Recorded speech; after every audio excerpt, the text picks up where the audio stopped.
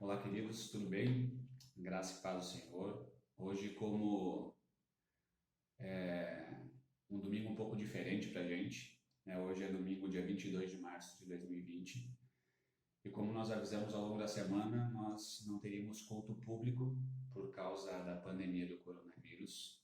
E nós anunciamos que nós iríamos estar disponibilizando uma palavra para os irmãos que já são na igreja, para todos que, né, tiverem contato com ela, justamente pelas redes sociais, pela internet, pelo YouTube. E por isso nós estamos aqui. Como a gente tem falado ao longo da semana, esse é um assunto que, né, tem sido bastante comentado na televisão, rádio, internet, entre as pessoas. Nós estamos vivendo uma situação não um pouco diferente, na verdade é muito diferente do que nós já vivemos. E uma situação nova. Essa semana enviei a mensagem aos membros da igreja falando que nós estamos vivendo um tempo difícil e novo. E por ser novo, nós precisamos aprender a viver esse tempo novo, a como nos comportarmos nesse tempo novo que nós estamos vivendo. E Deus tem falado ao meu coração uma palavra que já ministrei muitas vezes, com certeza de repente os irmãos já ouviram a ministração nessa palavra, mas que falou muito ao meu coração e eu gostaria de compartilhar com os irmãos ah, essa palavra que fica no livro do profeta Isaías, no capítulo de número 6, do versículo 1 até o versículo 8, que diz o seguinte: No ano da morte do rei Uzias, eu vi o Senhor assentado sobre um alto e sublime trono, e as abas de suas vestes enchiam o templo. Serafins estavam por cima dele, cada um tinha 6 asas, com 2 cobria o rosto, com 2 cobria os seus pés e com 2 voava. E clamavam uns para os outros, dizendo: Santo, Santo, Santo é o Senhor dos exércitos. Toda a terra está cheia da sua glória. As bases do limiar se moveram à voz do que clamava, e a casa se encheu de fumaça. Então disse eu: Ai de mim, estou perdido, porque sou homem de lábios impuros, habito no meio de um povo de impuros lábios, e os meus olhos viram o Rei, o Senhor dos exércitos. Então um dos serafins voou para mim, trazendo na mão uma brasa viva que tirara do altar com uma tenaz. Com a brasa tocou a minha boca e disse: Eis que ela tocou os teus lábios. A tua iniquidade foi tirada e perdoado o teu pecado. Depois disso, ouvi a voz do Senhor que dizia: A quem enviarei e quem há de ir por nós? Disse eu: Eis-me aqui, envia-me a mim. Como eu disse, nós precisamos aprender a viver esse tempo novo que estamos vivendo.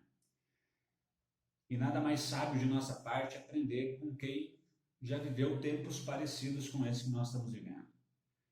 Eu quero falar para os irmãos qual que é o contexto dessa história, porque Isaías começa no versículo de número 1 do capítulo 6, dizendo na morte do rei Uzias. Uzias foi um rei de Judá que começou a reinar com 16 anos de idade e governou durante o tempo de 52 anos sobre a nação de Judá. A Bíblia diz que ele foi um rei temente a Deus, que andou de uma maneira reta perante Deus. Mas mesmo assim chega um momento de sua vida, em sua trajetória, que a Bíblia diz que o coração dele se elevou, o coração dele se exaltou, e ele quis fazer algo que não cabia a ele fazer. Ele decidiu queimar incenso no altar do Senhor, que não era uma responsabilidade dele, era uma responsabilidade dos sacerdotes. E quando ele faz isso, ele entra no altar para queimar incenso, entra no templo para queimar o incenso. A Bíblia diz que os sacerdotes vão para impedi-lo, e quando eles o impedem de fazer isso que não era a responsabilidade dele, ele se ira contra os sacerdotes. E nesse momento que ele se ira contra os sacerdotes por querer fazer uma coisa que não cabia a ele fazer, a Bíblia diz que ele é tomado por uma lepra em sua testa, por consequência de uma atitude errada dele. Depois disso, ele é tirado do templo, ele vive numa casa separado, o filho dele se torna rei no lugar dele, e ele vive os últimos dias de sua vida tomado por essa lepra, que é uma consequência do seu pecado, de uma atitude errada do seu coração perante Deus. Mas por mais que ele tenha terminado a sua vida com essa atitude vergonhosa, com esse sinal da sua desobediência, do seu coração elevado, que era algo que não deveria acontecer com a vida dele. Mesmo assim, ele foi um bom rei. Foi um rei admirado pelo povo. A história nos mostra que ele foi, né, um rei que o povo admirava, que o povo gostava. E quando ele morre, o povo sofre com isso. O povo está de luto, precisando de algo que trouxesse esperança ao coração deles, precisando de um socorro, sem saber o que fazer. E é esse o momento que o povo está enfrentando, justamente naquele momento, um momento de crise. Um momento de crise, de repente, diferente do que nós estamos vivendo, mas é uma crise. Eu quero explicar para você melhor qual que era a situação de Judá com a morte do rei Uzias. Primeiramente, Judá enfrenta uma situação complicada porque os próximos reis que vieram depois de Uzias foram reis que não andaram no caminho do Senhor. Foram reis que andaram no caminho contrário àquilo que Deus queria que eles vivessem. E nós sabemos que a Bíblia nos mostra que toda vez que um rei andava no caminho de Deus, o povo era abençoado. Mas toda vez que um rei se desviava do caminho de Deus e andava na contramão daquilo que a lei de Deus determinava, o povo era amaldiçoado. O povo sofria consequências por causa disso, por causa da falta de temor e de obediência do rei. Então, os próximos reis viveram assim e, consequentemente, o povo sofria as consequências disso. Uma das coisas que era a situação do povo de Judá naquele momento. Outra situação, por causa da desobediência dos reis, a Bíblia diz que Deus levanta Israel e Síria para se levantarem contra Judá. E eles, por causa disso, os reis de Judá pedem socorro à Assíria para que possa defendê-los. Consequentemente, depois disso, depois de pedir socorro à Síria, eles pedem socorro ao Egito para que pudesse socorrê-los diante do rei da Síria. E assim eles passam a viver como escravos dessas nações e desses reis, de nações distintas, né, por pedirem socorro a eles. Eles passam a viver um momento de escravidão. Por causa dessa escravidão, Judá entra em uma crise, porque eles tinham que pagar impostos abusivos a esses reis que protegiam eles. Consequentemente, o povo trabalhava e não sobrava dinheiro para eles. Consequentemente, havia uma pequena minoria do povo que se tornou rica, bem-sucedida financeiramente, e a grande maioria do povo passou a viver em miséria por causa dessa situação de ter que pagar impostos e tributos a reis estrangeiros. Mais coisas aconteciam nesse momento com o povo de Israel. Outra delas é que o povo se corrompeu e perdeu os seus absolutos, caiu em uma crise moral, tanto que nós encontramos no mesmo livro de Isaías, capítulo 5, versículo 20, Isaías falando que o povo chegou ao momento de chamar luz de trevas e trevas de luz, chamar o amargo de doce e o doce de amargo, porque eles perderam os seus valores morais, eles se corromperam, perderam os seus absolutos, daquilo que eles tinham aprendido em Deus e que era importante que eles viviam. Eles entraram numa crise moral terrível e ainda por cima entraram numa crise espiritual, no qual o próprio Isaías, no mesmo livro, capítulo 1, versículo 3, diz que Deus falando: o boi conhece o seu senhor, o jumento conhece o seu dono, mas o meu povo não conhece quem é o seu senhor. Esse é o momento que Judá está vivendo, é uma crise em várias partes, em vários aspectos. Como eu falei, pode ser uma crise diferente do que nós enfrentamos, mas é uma crise. E é nesse contexto, é nesse cenário que Isaías vai ao templo. E quando ele chega ao templo, ele tem essa visão que nós acabamos de ler do versículo 1 ao 8 do capítulo 6 de Isaías. E com essa entrada de Isaías no templo, nesse contexto, acontecem algumas coisas e ele percebe algumas coisas que são muito importantes para que ele pudesse enfrentar aquele momento, para que o povo pudesse enfrentar aquilo. E é isso que Deus quer trazer ao meu coração e ao seu coração. Coisas importantes para nós termos, né, em nosso coração, em nossa mente, em nossa vida, no nosso prático, para que possamos enfrentar esse momento de crise que nós estamos passando. Né? A primeira delas nós encontramos no versículo 1 ao 3, que diz o seguinte: no ano da morte do rei Uzias, eu vi o Senhor assentado sobre um alto e sublime trono. E as abas de suas vestes enchiam o templo, serafins estavam por cima dele, cada um com 6 asas. 2 cobriam o rosto, 2 cobriam os pés, e com 2 voava e clamava uns para os outros, dizendo: Santo, Santo, Santo é o Senhor dos exércitos. Toda a terra está cheia da sua glória.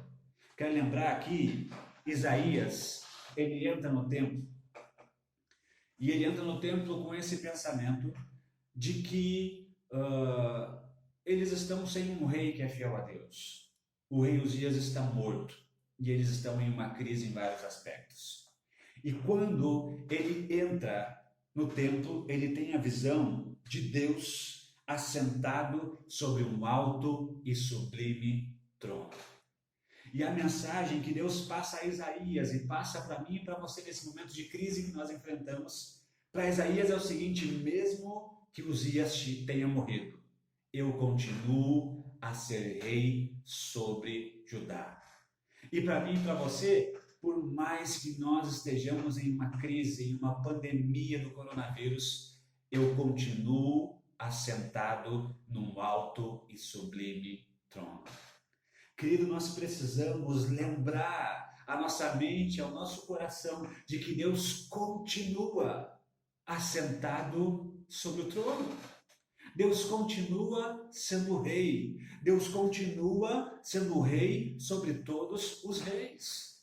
Às vezes as coisas que acontecem ao nosso redor, e de repente era o que estava acontecendo com Isaías e com o povo, nos fazem achar que Deus perdeu o controle da situação, de que Deus perdeu a mão, de que Deus, as coisas fugiram do controle de Deus. Mas quando nós lemos esse texto de Isaías, nós percebemos que independente do que esteja acontecendo, comigo, contigo, com as nações, com o mundo, independente da minha crise, da sua crise, seja ela particular ou de uma crise mundial como nós estamos a enfrentar, Deus continua no controle de todas as coisas.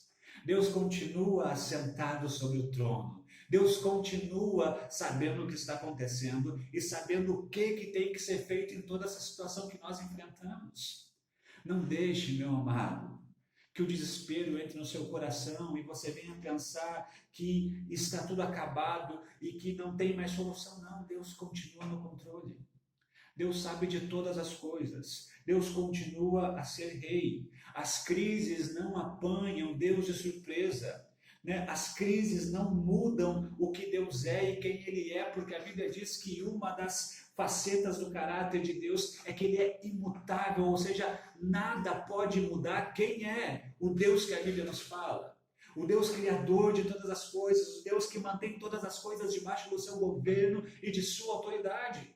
Por mais que eu e você não venhamos entender o porquê disso, nós precisamos pela fé, porque a nossa vida é pela fé, crer que Deus continua sendo rei. Creia nisso, querido. Deus continua sendo rei. Ele continua no controle de todas as coisas. Ele continua soberano sobre todas as coisas. Mas a grande pergunta, nós temos uma afirmação de que Deus é rei e continua sentado sobre o trono e nada foge do seu controle. Mas a grande pergunta para mim e para você é se Deus, e se nós temos permitido que Deus seja rei sobre a minha vida e sobre a sua vida. Porque nós, como seres humanos, temos uma tendência de não permitirmos que Deus seja rei sobre a nossa vida, por mais que Ele seja rei sobre todas as coisas. Às vezes nós não queremos que Ele governe sobre a nossa vida, ou queremos que Ele governe sobre a nossa vida apenas em alguns momentos de nossa vida, em algumas circunstâncias de nossa vida. Mas nós encontramos um momento na vida do povo de Israel, do povo de Deus, que está relatado em 1 Samuel, capítulo 8, quando o profeta Samuel ele já está velho, com idade avançada, os seus filhos não andam no seu caminho, e o povo chega para Samuel e fala: Samuel, nós queremos um rei que governe sobre nós. Até aquele momento, quem governava sobre o povo de Israel era Deus. Era Deus o governo absoluto sobre o povo de Israel. Mas chega em um momento em que eles querem alguém humano, algo visível que possa governar sobre a vida deles. Samuel não acha aquilo uma história muito boa e vai conversar com Deus. E Deus fala para eles, fala para o povo quais são as consequências de terem um rei sobre a vida deles. Samuel fala as consequências ruins que isso teria. Mas mesmo assim eles continuam a afirmar, nós queremos um rei como todos os outros povos possuem um rei, assim nós queremos ser como todos os outros. Só que Deus não queria que eles fossem como todos os outros. Deus queria que eles fossem um povo único, de um único Deus verdadeiro. Samuel se entristece com aquilo e Deus diz para Samuel, Samuel, não se entristeça. Eles não rejeitam a você, eles rejeitam a mim. E quando nós não queremos que Deus governe sobre a nossa vida, sobre a nossa casa, sobre o nosso trabalho, sobre a nossa família, sobre o nosso casamento, sobre a nossa vida espiritual, nós rejeitamos a Deus. Nós temos uma afirmativa hoje, uma certeza absoluta, de que independente da crise que nós estamos vivendo, Deus está no controle de tudo isso. Mas pense no seu coração, se você tem permitido que Deus seja rei sobre a sua vida. Pense sobre isso. Se Ele não tem sido, permita que Ele seja. Ele quer cuidar de você e quer estar no controle de toda a sua vida.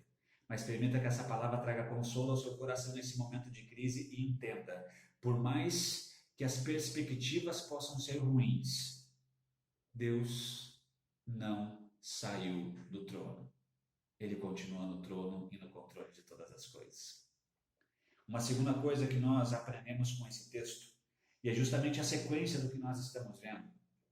A Bíblia diz que após essa visão que Isaías tem, no versículo de número 5, ele fala o seguinte: então disse eu, ai de mim, estou perdido, porque sou homem de lábios impuros e habito no meio de um povo de impuros lábios. E os meus olhos viram o Rei, o Senhor dos Exércitos.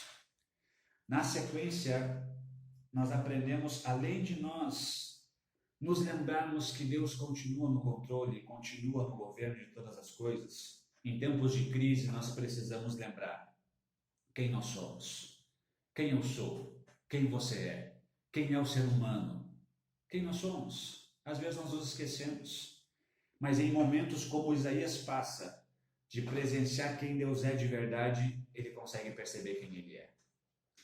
E eu quero afirmar algo para você, querido, que nós só conseguimos saber quem nós somos quando de fato nós enxergarmos Deus como Ele é.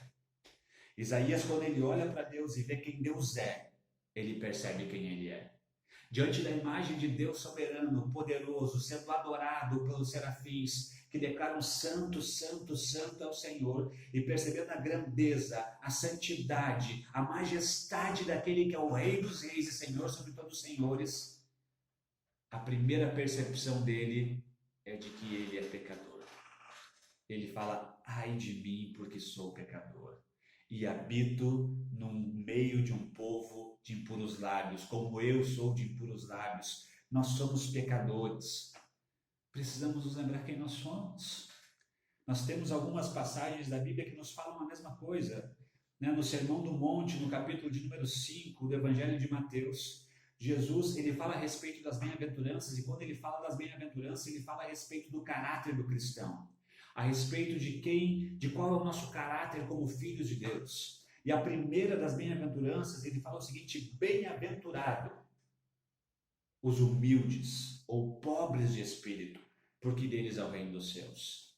Quando ele fala bem-aventurados os humildes ou pobres, ele está falando a respeito daqueles que percebem quem Deus é. Eles percebem a grandeza de Deus, a majestade de Deus, assim como Isaías percebe nesse momento. Quando nós pegamos no original essa palavra pobre, ela tem duas palavras que têm sentidos diferentes. Uma delas é um pobre, aquele que é assalariado, que ganha o seu salário, mas no final do mês falta dinheiro, como muitos de nós faltam. Mas a outra palavra, que é a qual é usada no texto de Mateus 5, quando fala de bem-aventurado aquele que é pobre de espírito, é a expressão daquele que está falido, aquele que não tem nada de dinheiro, não aquele que recebe algo, mas falta, mas aquele que não tem nada, que está falido, que perdeu todas as suas coisas e ainda por cima está devendo muito mais do que ele, não do que ele tem, porque ele já não tem mais nada. É esse pobre que Jesus está querendo falar nas bem-aventuranças. Ou seja, aquele que percebe a sua pequenez em espírito. E diante desse Deus grandioso, ele percebe o como ele é pequeno e como ele não pode fazer nada e oferecer nada para Deus. Mas tudo isso é diante da grandeza e majestade de Deus. Bem-aventurado o pobre de espírito, porque deles é o reino dos céus. Porque nós só conseguimos alcançar o reino dos céus quando nós entendemos que nós, pela nossa própria vontade, força ou capacidade, nada podemos fazer porque somos pobres. Estamos endividados e temos uma grande dívida que só esse Deus soberano pode pagar por mim e por você. Por isso que na sequência do bem-aventurado pobre de espírito é bem-aventurados que choram. Porque diante da grandeza de Deus e da sua pequenez e da sua incapacidade, da sua pobreza de espírito, ele chora, mas chora por causa da gravidade do pecado. Porque ele entende diante de quem Deus é, o como ele é pequeno e como o seu pecado é grave e que é tão grave ao ponto de afastá-lo de Deus e levá-lo para uma eternidade longe do Senhor.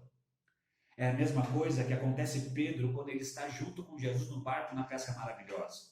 Jesus está expondo às multidões a palavra de Deus, depois entra no barco de Pedro e fala: Pedro, faze-te ao largo e lança as redes. Pedro era pescador e tinha passado a noite inteira tentando pescar e não tinha pego nada. Quando Jesus fala isso para ele, ele se volta para Jesus e fala: mestre, eu sou pescador, eu entendo de pescaria, mas segundo a sua palavra eu vou lançar as redes. Mas a palavra que Pedro usa, que é mestre, é uma palavra que traz um sentido de professor. Ele está falando: Jesus, eu respeito o Senhor. Eu sou pescador, mas o Senhor é mestre, o Senhor é professor da lei, o Senhor ensina muitas coisas e por respeito ao Senhor eu vou te obedecer. Eu vou fazer o que o Senhor está me mandando. Ele se faz ao largo, lança as redes, pesca muito peixe e diante do poder sobrenatural de Jesus naquele momento, a Bíblia diz que a reação dele é diferente. Ele se prostra aos pés de Jesus e fala: Senhor, retira-te de mim porque eu sou pecador. Ele já não mais chama Jesus de mestre, mas chama Jesus de Senhor, porque agora ele já não vê mais Jesus como simples professor, mas sim como aquele que é rei sobre todos os reis. E percebe quão pequeno ele é. Percebe o seu pecado, percebe a sua fragilidade. Diante da grandeza de Deus, nós precisamos entender, e é muito importante que venhamos nos lembrar disso em momentos de crise. Nós somos frágeis. Nós temos fragilidade. Somos frágeis. Precisamos entender isso. Que a nossa fragilidade é grande e esse momento de crise que nós vivemos hoje no Brasil e no mundo nos mostra quão frágeis nós somos. Independente de quanto dinheiro você tem, independente de quanto estudo você tem, independente de sua classe social, independente da sua religião, independente de quem você seja, homem, mulher, velho, criança, todos nós somos frágeis diante dessa situação que nós estamos passando. Todos. O dinheiro não ajuda, o lugar onde moramos não ajuda, nada ajuda, porque todos somos frágeis diante dessa situação. E todos somos pecadores diante de Deus. Isaías era um profeta, homem de Deus. Se você acompanha no capítulo de número 5 de Isaías, antes dele entrar no templo, ele vem falando várias coisas. Ele fala: ai daqueles que se levantam pela manhã e seguem em bebedice. Ele fala: ai dos que puxam para si a iniquidade das cordas da injustiça. Ai dos que mal chamam bem e bem mal e fazem da escuridade luz e da luz escuridade. Ai dos que são sábios aos seus próprios olhos, ai dos que são heróis de beber vinho e valentes para misturar bebida forte. Ele vem falando vários ais. Mas quando ele se depara com a grandiosidade de Deus, ele usa o mesmo ai para falar a respeito dele.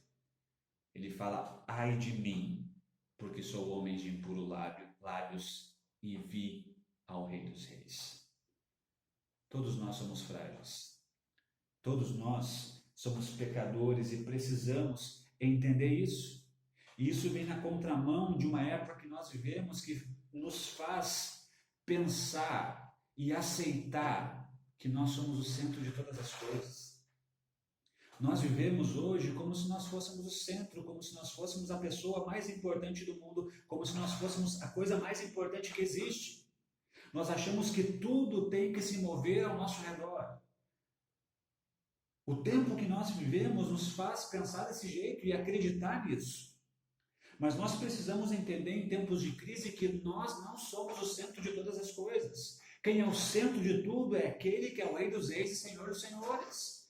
Cristo é o centro de todas as coisas. As coisas não devem se mover ao meu redor. As coisas devem se mover ao redor daquele que é o único e digno de receber louvor e adoração.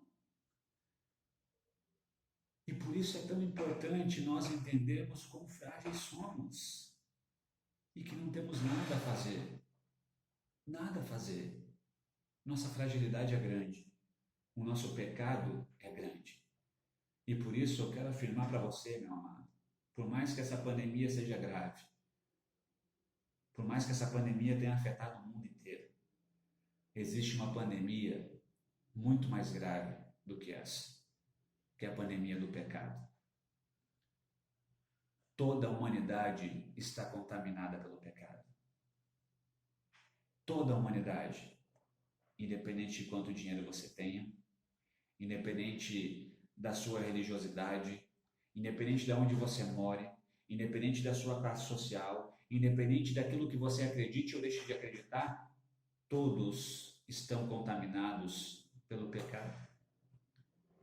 Essa é a pandemia que realmente pode nos destruir ao ponto de nos levar para o inferno, para uma eternidade longe de Deus. Essa é a pandemia mais grave que existe. É uma pandemia que contaminou todas as pessoas que viveram antes de nós. Todos nós estamos contaminados. E toda a humanidade que vai viver depois de nós, até Cristo voltar para buscar a sua igreja, está contaminada por esse vírus do pecado. E nós nada podemos fazer. Não existe nada que você possa fazer para remediar o pecado na sua vida. Não adianta você ser bom, não adianta você fazer boas obras, não adianta você ser correto, não trair sua esposa, não mentir, não roubar, nada disso. Não que isso não sejam coisas importantes de serem feitas e coisas louváveis. Mas para acabar com a epidemia do pecado sobre a sua vida, nada é possível. Nada. Mas a diferença da pandemia do pecado para a pandemia que nós vivemos hoje é que nós já temos a cura para o pecado em nossa vida. O próprio Isaías fala, que o serafim voou para mim, trazendo na mão uma brasa viva que tirara do altar com uma tenaz, e com a brasa tocou a minha boca e disse: eis que ela tocou os teus lábios, a tua iniquidade foi tirada e perdoado o teu pecado. Nós temos o remédio para esse pecado. Essa brasa viva que saiu do trono e veio até a terra e morreu no meu lugar e no seu lugar se chama Jesus Cristo de Nazaré. Nada eu e você poderíamos fazer para que pudéssemos ser curados desse vírus do pecado, mas Cristo fez o que poderia ser feito. Ele fez o que nenhum de nós poderíamos fazer. Ele pagou um alto preço, ele se esvazia de sua glória no céu, desce a essa terra, vive como humano, sem cometer um pecado sequer, e leva sobre as suas costas, sobre o madeiro, todo o pecado da humanidade. E naquela cruz nós encontramos o perdão dos nossos pecados, ou seja, é o remédio da pandemia do pecado. É a cura para o pecado em nossa vida. E o que eu e você precisamos fazer a respeito disso para recebermos essa cura, basta crermos no que Jesus fez por nós. Você só precisa crer, querido, que Jesus morreu na cruz por te amar e para perdoar os seus pecados. E é a morte dele na cruz que faz com que você tenha direito a herdar a vida eterna e passar toda a eternidade no céu com o Senhor, num lugar onde não vai haver pandemia, num lugar onde não vai haver choro, num lugar onde não vai haver tristeza, não vai haver separação, num lugar onde teremos a presença eterna do Deus que é Rei dos Reis e Senhor dos Senhores. Creia que Jesus morreu por você, que perdoa os seus pecados e te dá direito à vida eterna. É isso que você precisa fazer. Não precisa levantar a mão, não precisa repetir uma oração decorada, você precisa crer no que Jesus fez por você. A Bíblia diz que quem crê no Senhor Jesus será salvo, tu e a tua casa. Então creia nele, porque essa é a cura para a pior de todas as pandemias que existe. Creia nisso, querido. Saiba quem você é. Saiba quem você é, que você é frágil, que você é pecador e que nada você pode fazer. Mas essa fragilidade não é ruim, porque Deus nos fez frágeis para que Ele pudesse cuidar de mim e de você. Deus quer que nós venhamos a entender quão frágeis nós somos nesse sentido de que não podemos fazer nada a respeito de nossa salvação, a respeito de várias coisas de nossa vida, porque Ele quer ser rei sobre você. Ele quer cuidar de você, Ele quer que você entenda essa fragilidade ao ponto de que você não possa fazer nada para ser salvo, porque Ele já fez tudo. Quando Cristo declara na cruz, está consumado, Ele está dizendo, eu fiz tudo o que tinha que ser feito. Para vocês, basta crer no que eu fiz, e eu preparo um lugar para vocês na eternidade. Entenda quem você é no meio dessa crise, querido, e permita que esse consolo de que Deus quer cuidar de você e já fez tudo o que tinha que ser feito por você, traga paz ao seu coração nesse tempo de dificuldade. Só isso pode trazer paz ao seu coração. Na sequência, para a gente encerrar essa reflexão na palavra de Deus, no versículo 8, a Bíblia diz o seguinte: depois disso ouvi a voz do Senhor, que dizia, a quem enviarei? E quem há de ir por nós? Disse eu, eis-me aqui, envia-me a mim. Nós precisamos, em tempos de crise, nos lembrarmos que Deus continua sentado no trono. Ele não perdeu o controle de todas as coisas. Precisamos nos lembrar quem somos, pecadores e frágeis. Mas essa fragilidade nos faz entender que Jesus nos ama, ao ponto de morrer em nosso lugar para nos dar a vida eterna e proporcionar a cura do pecado sobre a nossa vida. Mas nós também precisamos nos lembrar que nós temos uma responsabilidade nessa terra. Deus declara sobre o trono, a quem enviarei, quem há de ir por nós? Isaías fala, eis-me aqui, envia-me a mim. Nós temos responsabilidades nesse tempo de crise.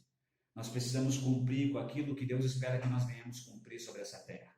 A Bíblia diz que aquele que é lavado e remido pelo sangue do Cordeiro, ele é luz no mundo e sal da terra. E é tempo de nós brilharmos nessa terra e trazermos esperança para aqueles que estão sem esperança. É tempo de nós fazermos a diferença que cabe a nós fazermos em nossos dias. E em nossos dias cabe nós fazermos nessa crise que nós vivemos. Uma das coisas que nós precisamos fazer é sermos obedientes.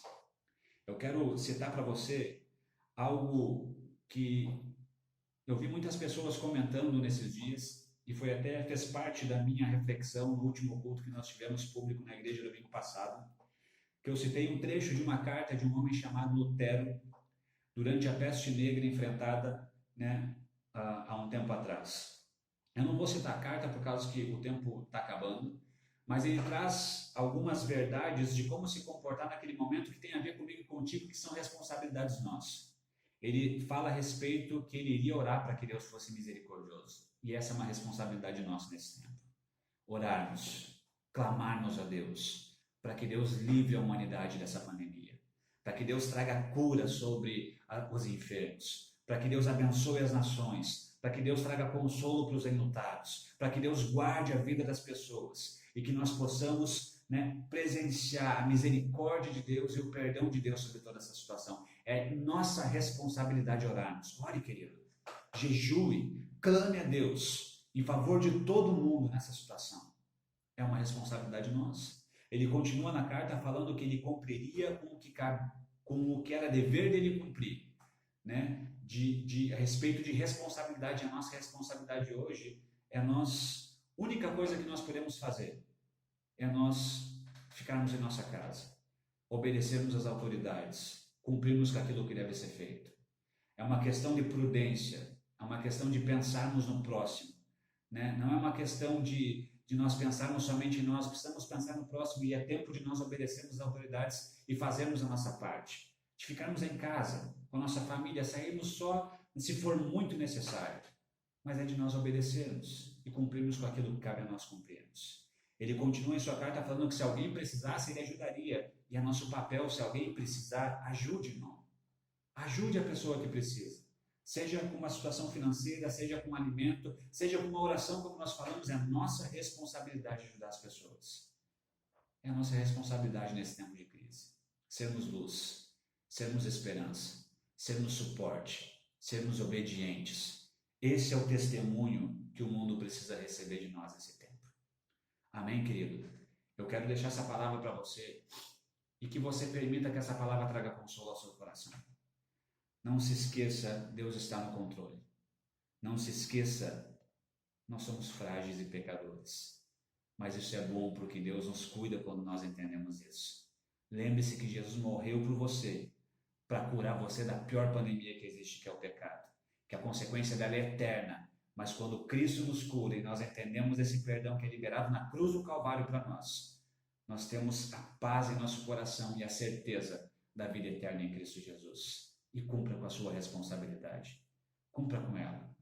Né? Se acalme no Senhor. Descanse em Deus. O tempo é difícil, é novo, mas Deus está conosco.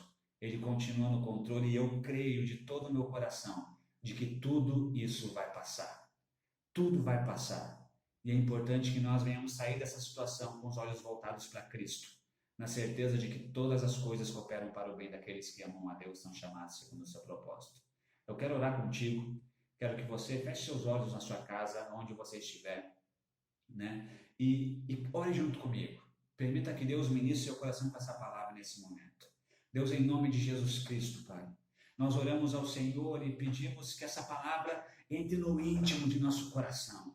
Que o Senhor traga certeza em nosso coração de que o Senhor está no controle e o Senhor não perdeu o controle de todas as coisas.